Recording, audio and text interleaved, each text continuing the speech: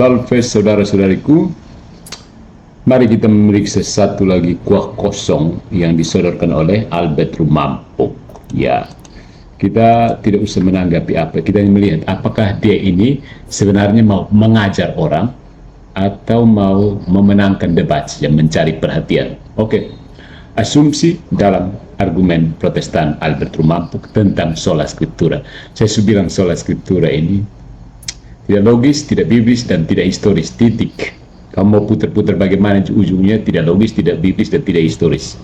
Dalam video terbaru, cherry picking, Allegro, cherry picking, dan kumis tebal, pembicara Protestan Albert Rumampuk mengandalkan beberapa asumsi dasar. Yang pertama, asumsi bahwa kitab suci adalah satu-satunya sumber otoritas tertinggi dalam iman Kristen. Ini adalah asumsi inti dari sola scriptura, tetapi tidak pernah dibuktikan dengan argumen logis atau ayat yang eksplisit. Seharusnya dia menunjukkan bahwa kitab suci sendiri menyatakan bahwa hanya kitab suci yang berotoritas. Namun, ayat-ayat yang dikutip, misalnya 2 Timotius bab 3 ayat 16, hanya menyatakan bahwa kitab suci itu berguna, ya, bukan satu-satunya sumber otoritas. Jadi asumsinya salah. Yang kedua, asumsi bahwa jika suatu ajaran tidak secara eksplisit ada dalam kitab suci, maka itu tidak sah.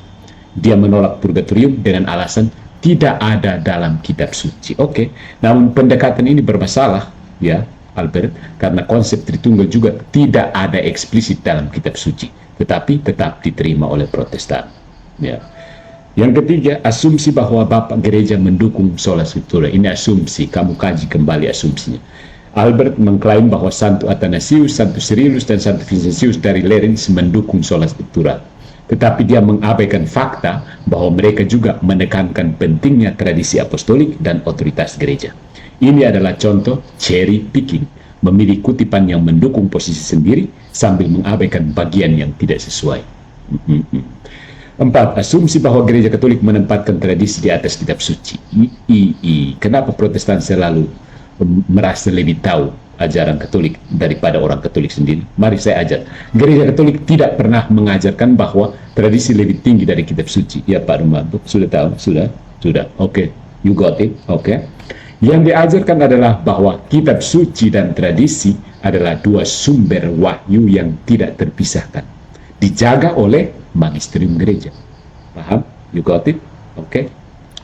Dengan demikian, kritik terhadap Katolik dalam video adalah stromen falasi, menciptakan versi lemah dari posisi lawan untuk lebih mudah diserang. Nah, mari kita mengevaluasi, saudara-saudaraku, apakah argumennya disampaikan dengan baik atau sekedar mengajak polemik? Ya, yang pertama, gaya argumen, polemik, bukan diskusi rasional. Ya Albert, video Anda lebih banyak berisi sindiran, ejekan, dan retorika emosional daripada argumen yang benar-benar logis. Saya tidak temukan logika Anda, tidak entah kemana. Kuahnya kosong, ya. Contoh penggunaan kata-kata yang merendahkan. Allegro hanya asal menggonggong. Persis anak TK yang harus diulang beribu-ribu kali. Apakah Anda mau menjadi penyembah bahasa Latin? Ini menunjukkan bahwa tujuan utama bukan mencari kebenaran, tetapi memenangkan debat dengan cara retoris dan emosional. Tidak heran kalau tiap orang Protestan merasa perlu mengajak orang untuk berdebat, ya, karena itu retorika. Yang kedua, tidak ada pembuktian filosofis atau teologis yang kuat. No, kuah kosong, ya. Alih-alih membangun argumen rasional yang menunjukkan sola scriptura sebagai satu-satunya otoritas sah, dia hanya mengulangi klaimnya berulang kali. Ad nauseam. Dia juga tidak menanggapi tantangan epistemologis, seperti bagaimana kita tahu kitab suci itu otoritatif tanpa otoritas dari luar. Siapa yang menentukan kanon kitab suci jika tidak ada gereja?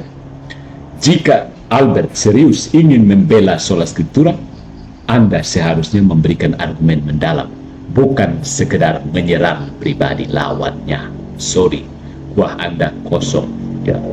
Dan yang ketiga, kesalahan dalam menafsirkan Bapak Gereja. Albert mencoba menggunakan Bapak Gereja untuk membela sola scriptura, tetapi gagal menunjukkan bahwa mereka benar-benar menolak tradisi dan magisterium. Tunjukkan di mana mereka menolak tradisi dan magisterium. Sebagai contoh, Santo Vincentius dari Lerins dalam Commonitorium justru menegaskan kesinambungan ajaran gereja melalui tradisi. Ini menunjukkan bahwa argumen Albert dibangun di atas kesalahan interpretasi sejarah. Yang keempat, argumen berulang dan tidak konsisten. Albert berulang kali mengatakan bahwa sola scriptura tidak menolak tradisi sepenuhnya, tetapi hanya jika tradisi tidak bertentangan dengan kitab suci. Namun, ini justru membuka pertanyaan baru. Silahkan ya Albert jawab dalam video berikutnya. Siapa yang menentukan apakah suatu tradisi bertentangan dengan kitab suci? Jika setiap orang bisa menafsirkannya sendiri, mengapa ada ribuan denominasi Protestan dengan tafsir yang berbeda? Mengapa Anda lebih sibuk dengan Katolik daripada sesama Protestan yang sola scriptura? Ingat, Anda memaksakan konsep sola scriptura Anda untuk diterima Katolik. Katolik bilang, kotong subuang di kotak sampah, bro. Itu ajak mereka yang sesama Protestan yang sama-sama sola scriptura itu, supaya bosong jadi satu, baru datang ke Katolik. Minta mau dianatema ulang atau masuk kembali Katolik. Begitu, bro, caranya. Ya. Kamu paksakan kerangka berpikir sola-solaan kamu untuk Katolik, tidak nyambung. Sebaliknya, ajak ribuan sola scriptura lainnya bikin konsili. It is more elegant. Kuahnya bisa ada sedikit. Jadi, Albert menunjukkan bahwa dia gagal mengatasi masalah utama dalam sola scriptura. Ketidakmampuannya menghasilkan otoritas yang jelas dalam penafsiran kitab suci. Kesimpulan, sekedar polemik bukan argumen yang kuat. Yang berhasil dilakukan oleh Albert dalam videonya adalah membangun narasi emosional yang dapat menarik pendengar Protestan, menyerang konsep purgatorium dan otoritas gereja dengan retorika tajam, mencoba mengutip Bapak Gereja untuk mendukung posisinya. Nice try. Yang gagal dilakukan, memberikan argumen yang logis dan rasional untuk membuktikan sola scriptura, menjawab tantangan epistemologis terhadap sola scriptura, menunjukkan bahwa ajaran ini memang diajarkan oleh Yesus dan para rasul, menghindari kesalahan logika seperti straw man fallacy dan circular reasoning. So, at the end, in the end, dari Linkin Park ya, video Albert lebih bersifat propaganda dan polemik, bukan diskusi intelektual yang berusaha mencari kebenaran. Dia lebih ingin membangun citra bahwa lawannya, entah siapa lawannya, salah dan bodoh daripada benar-benar mendalami masalah teologis yang diperdebatkan. Jika Anda ingin membela sola scriptura secara serius, pendekatan yang lebih filosofis dan historis harus digunakan, bukan sekedar retorika dan serangan emosional. Good job, Protestantism.